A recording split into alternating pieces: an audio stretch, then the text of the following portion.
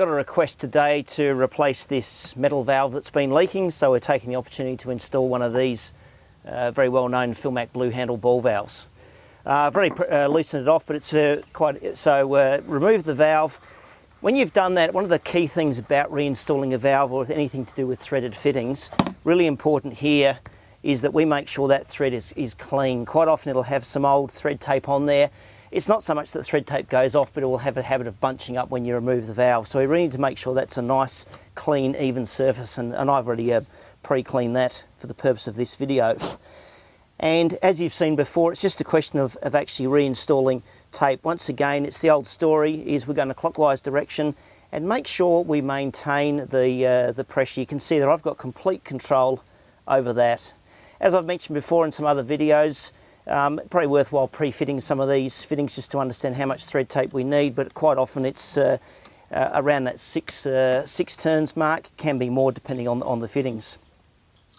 Take our valve here, and it's just a question of, again, being very careful when you first do it by hand, just to make sure there's no cross-threading.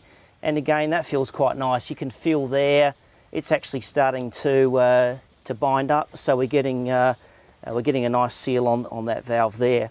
Once I've got it to that point there, it's a question of then grabbing myself some multi-grips or equivalent.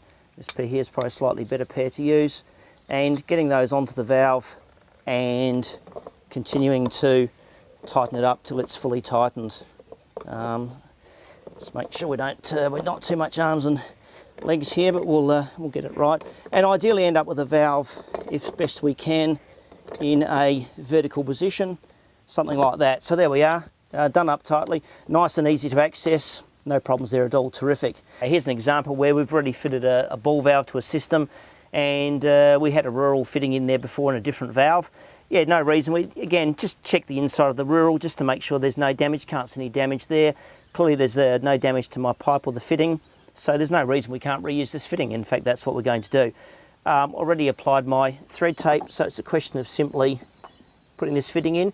You notice here what I've actually got is looks like the user previously chose not to use a male end connector, probably didn't have one available, no problem. They've used a female plus a nipple. There's no reason you can't do that. A male end connector is probably the ideal way of going, but nothing to say you can't reuse a fitting, so that's fine. Just making sure I hold the ball valve so that doesn't move. I've got a nice grip on that, and we can just tighten it up. You can feel I can feel that's tightening up nicely. Got plenty of thread tape on there. And just make sure I get a nice firm fit. There we are, job's done. So that's terrific. Again, need to give myself a bit of wriggle room here to actually get the fitting back in. One of the things to do here is you can see that the O-ring is in good condition, but it is a little bit dry.